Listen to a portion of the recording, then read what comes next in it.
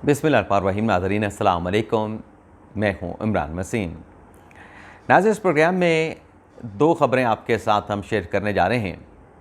पहली ख़बर नाज़रीन, जो साबिक़ वज़ीर आज़म इमरान ख़ान पसे पर्दा कोशिशों में मसरूफ़ थे और उन एफ़र्ट्स के ज़रिए इमरान ख़ान साहब जो हैं अमेरिका को कुछ बावर करवाना चाहते थे, अमेरिका को कुछ बताना चाहते थे। ना सिर्फ बताना चाहते थे बल्कि अमेरिका को यकीन दहानी भी करवाना चाहते थे। लेकिन ये जो नाज़रीन ख़ान साहब की एफ़र्ट्स थी, ये तमाम कोशिशें नाकाम साबित हुईं, बराबर साबित ना हो सकीं और इन कोशिशों के हवाले से अमेरिका ने ख़ान साहब को एब्सोल्युटली नॉट कह दिया, यानी ख़ान साहब को अमेरिका से इनकार हो गया है। अब ये क्या मामला है, इसकी तफसीलात अभी कुछ देर में आपके साथ हम शेयर करेंगे। दूसरी नाज़रीन, हमारी जो ख़बर है वो एक वकील की गुमशुदगी से मुतल्लिक है। अब ये वकील कौन है, कैसे गुमशुदा हुए हैं और इस हवाले से एक डेवलपमेंट भी हुई है और कल 12 जून है, कल भी उस वकील की गुमशुदगी के हवाले से एक बड़ी अहम चीज़ होने जा रही है, हैपनिंग होने जा रही है। उसकी तफसीलात भी आगे चल के आपके साथ हम शेयर करेंगे। लेकिन नाज़रीन, गुफ्तगू का आगाज़ करेंगे अपनी पहली ख़बर से कि अब ख़ान साहब को अमेरिका ने किन कोशिशों पर, यानी जो ख़ान साहब कह रहे थे, जो ख़ान साहब बता रहे थे, वो अमेरिका ने मानने से इनकार कर दिया है और ख़ान साहब को कह दिया है कि एब्सोल्युटली नॉट। ये जो नाज़रीन एब्सोल्युटली नॉट अमेरिका का इमरान ख़ान के लिए आया है, इसमें मिसट्रस्ट की एक छलक या झलक भी नज़र आती है। नाज़रीन, आपको याद होगा कि जब कासिम और सलमान के अब्बा वज़ीर आज़म पाकिस्तान हुआ करते थे, तो अमेरिकी सहाफ़ी को इंटरव्यू देते हुए जब ये सवाल उनसे हुआ कि क्या जो पाकिस्तानी बेसेस हैं आप वो अमेरिका को देंगे, तो ख़ान साहब ने फ़ौरी तौर पे उस सवाल का जवाब दिया एब्सोल्युटली नॉट। अब ये जो ख़ान साहब का एब्सोल्युटली नॉट कहना था कि कोई अमेरिका ने आके ख़ान साहब से नहीं पूछा था कि आप पाकिस्तानी बेसेस देंगे नहीं देंगे, एक सहाफ़ी का सिंपल सवाल था। लेकिन उसके बाद नाज़रीन ये हुआ कि जो PTI की सोशल मीडिया टीम थी, जिसे हम तहरीक इंसाफ का सोशल मीडिया ब्रिगेड भी कहते हैं, उसने ये ख़ान साहब का इंटरव्यू से क्लिप निकाला और सोशल मीडिया पे वायरल कर दिया और ख़ूब उसका जो है वो चर्चा किया गया, बल्कि ढंडोरा पीटा गया कि देखें हमारे कप्तान ने, हमारे वज़ीर आज़म ने, जो अमेरिका बहादुर है, साहब बहादुर है, सुपर पावर है दुनिया का अमेरिका, उसके सामने डट के खड़ा हो गया है और पाकिस्तानी बेसेस जो है वो अमेरिका को देने से इनकार कर दिया।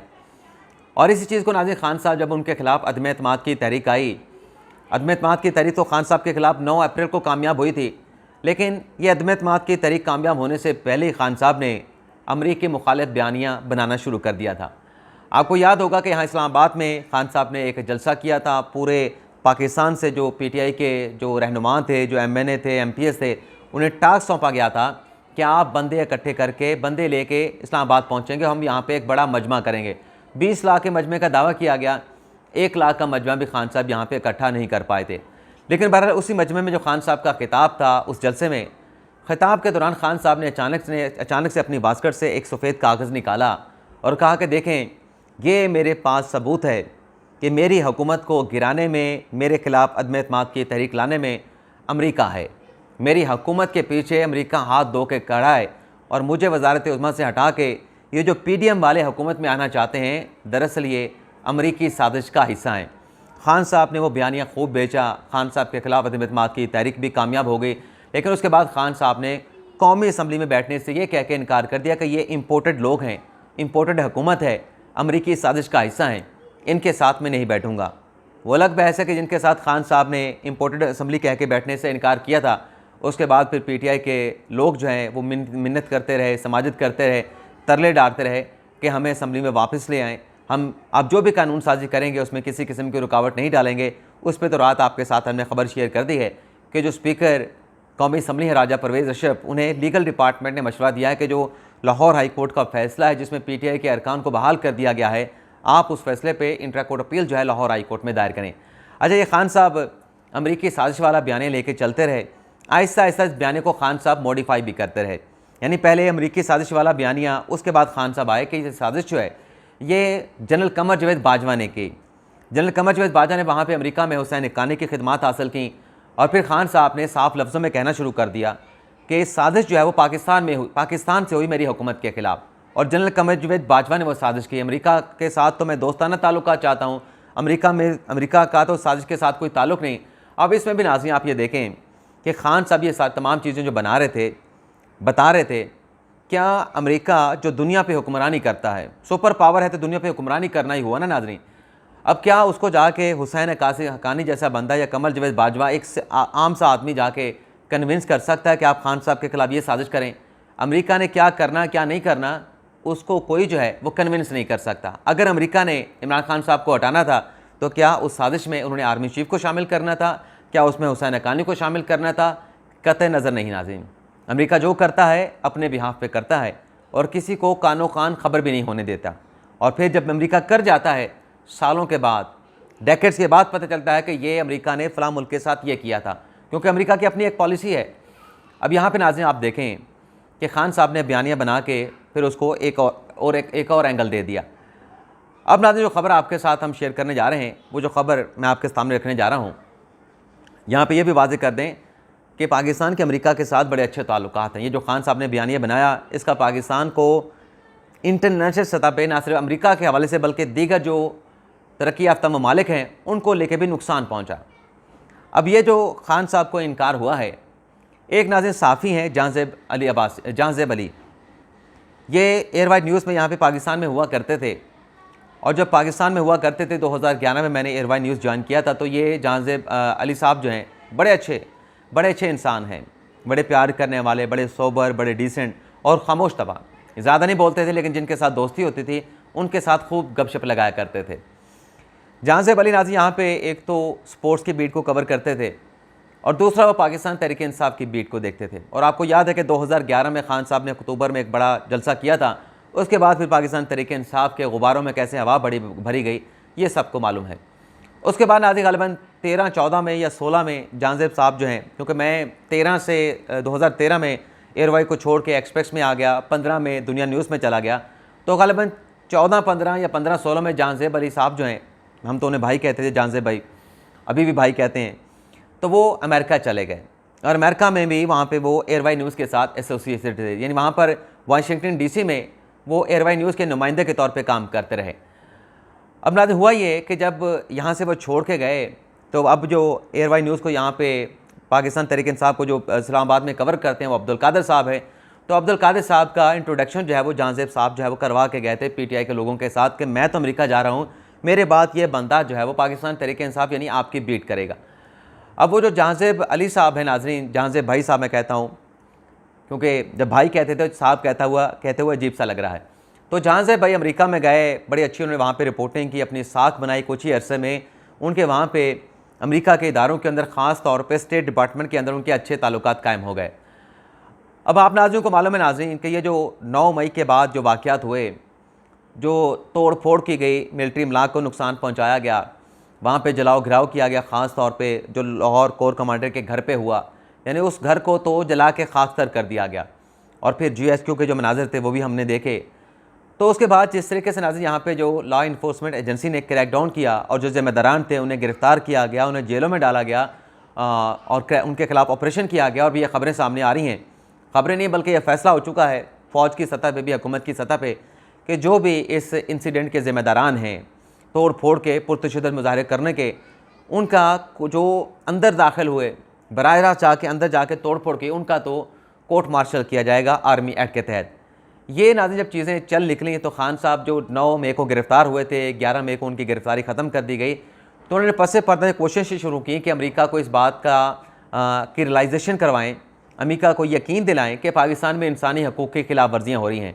और ये भी खान साहब ने जो कोशिश की नाज़रीन, इसमें खान साहब ने जो अमेरिका में पब्लिक जो रिलेशन कंपनी से खिदमात हासिल की, अपने लोगों पे वहाँ पे मुतरक किया। और आपने अभी हालिया दिनों में देखा होगा कि जो इस वक्त अमेरिका के अपोजिशन के जो अरकान पार्लिमान हैं, कांग्रेस के जो लोग हैं, वो खान साहब के हक़ में बयानात भी देते रहे। उसकी वजह नाज़रीन ये है कि हमारे जो पाकिस्तानी हैं, ओवरसीज़ पाकिस्तानी जो अमेरिका में रहते हैं, उनके उन MPs के साथ जो मेंबर पार्लियामेंट हैं अमेरिका के, अच्छे ताल्लुकात हैं। उन्हें जो बताया गया उन्हें उस तरीके से स्टेटमेंट दे दिया। अब नाज़रीन ये हुआ है, यहाँ पर नाज़रीन ये बता दें कि वो जो बयानात वहाँ से दिए गए, उन्हें इमरान खान साहब ने और PTI के लोगों ने अपने हक़ में इस्तेमाल करने की भरपूर कोशिश की, लेकिन उसका फ़ायदा ना हो सका।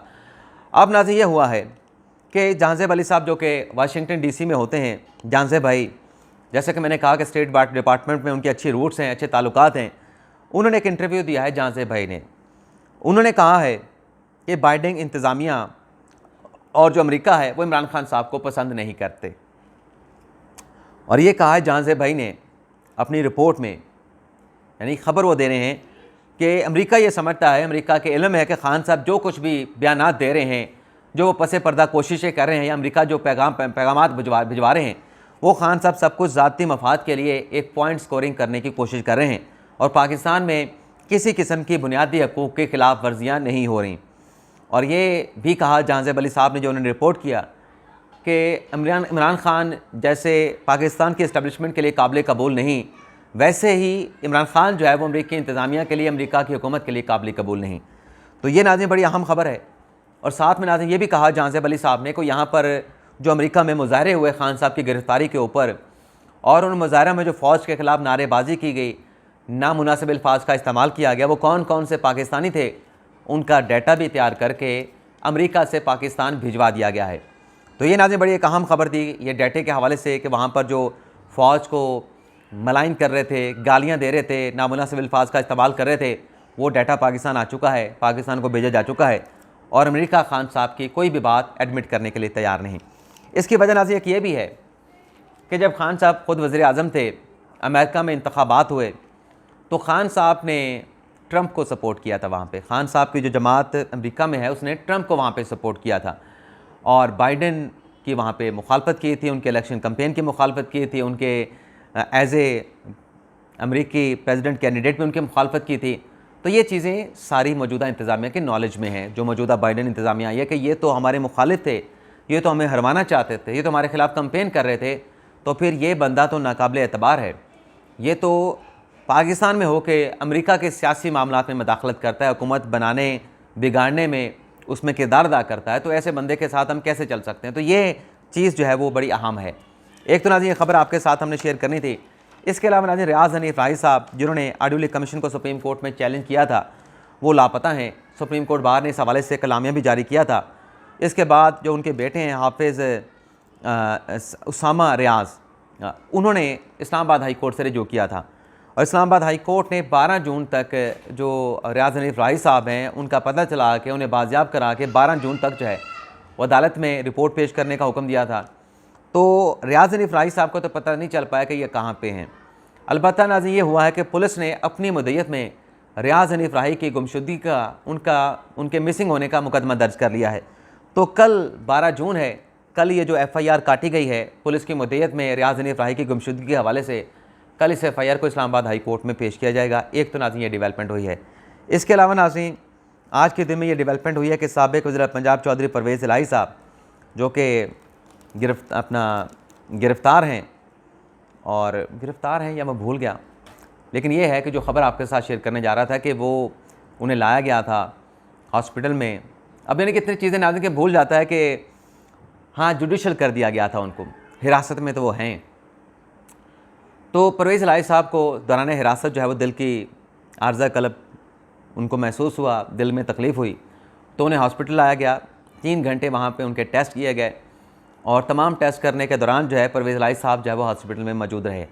और फिर नाज़रीन जब उन टेस्ट की रिपोर्ट आई, तमाम के तमाम जो टेस्ट थे परवेज़ इलाही साहब के, पाकिस्तान तहरीक इंसाफ के सदर के और साबिक़ वज़ीर पंजाब चौधरी परवेज़ इलाही साहब के, वो नॉर्मल निकले।